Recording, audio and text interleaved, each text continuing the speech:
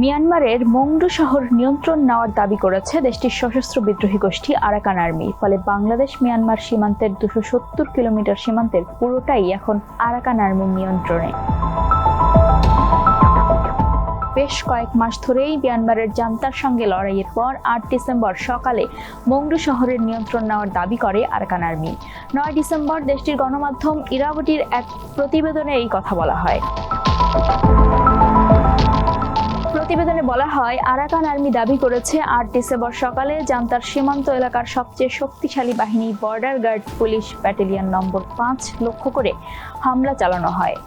Maungdaw শহরের বাইরে তারা অবস্থান করছিল। তাদের দাবি, জান্তা বাহিনীর পাশাপাশি তাদের মিত্র Arakan Rohingya militia, Arakan Rohingya Salvation Army ও রোহিঙ্গা সলিডারিটি অর্গানাইজেশনের বিরুদ্ধেও হামলা চালানো হয়েছে। ফলে তারা ঘাঁটি ছেড়ে পালিয়েছে।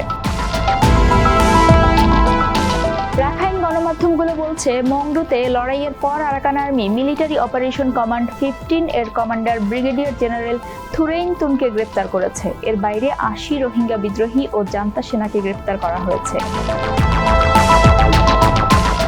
এই বছরের মে মাসের শেষ দিক থেকে মংডুতে হামলা শুরু করে আরাকান আর্মি। মংডু শহরের নিয়ন্ত্রণ পেতে তাদের 6 মাস সময় লেগেছে। আরাকান আর্মির দাবি, বাংলাদেশ সীমান্তের 3টি গুরুত্বপূর্ণ শহর মংডু, রাখাইনের বুথিডং ও শিন এলাকার পালেতাওয়ার পুরোপুরি নিয়ন্ত্রণ নিয়েছে তারা। আরাকান আর্মি ইতোমধ্যে 2023 সালের অক্টোবর থেকে হামলা চালিয়ে উত্তরের শান রাজ্যের অধিকাংশ নিয়ন্ত্রণে নিয়েছে। এর মধ্যে আরাকান আর্মি গত বছরের নভেম্বর মাস থেকে হামলা চালিয়ে রাখাইনের 17টি শহরের মধ্যে 13টির নিয়ন্ত্রণ নিয়েছে। রাখাইনে যুদ্ধ পর্যবেক্ষণকারী একজন সামরিক বিশ্লেষক জানান, বাংলাদেশের সঙ্গে বাণিজ্য পুনর্স্থাপন করলে মিয়ানমারের পশ্চিমাঞ্চলীয় রাজ্যে বসবাসকারী মানুষের দুর্দশা কমবে। গত মাসে জাতিসংঘ জানায়, রাখাইনে 20 লাখেরও বেশি মানুষ দুর্ভিক্ষের মুখে পড়েছে।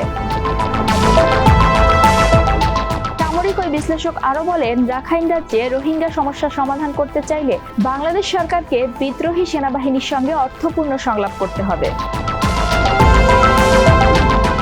আরাকান আর্মি এখন দক্ষিণ রাখাইনের গাওয়া, তাউনগুপ ও আন শহরের নিয়ন্ত্রণ নিতে লড়াই করছে। ইতোমধ্যে আন শহরে 30টি জান্তা ঘাঁটি দখল করেছে আরাকান আর্মি। অন্য শহরগুলোতেও এগিয়েছে বিদ্রোহী এই গোষ্ঠী।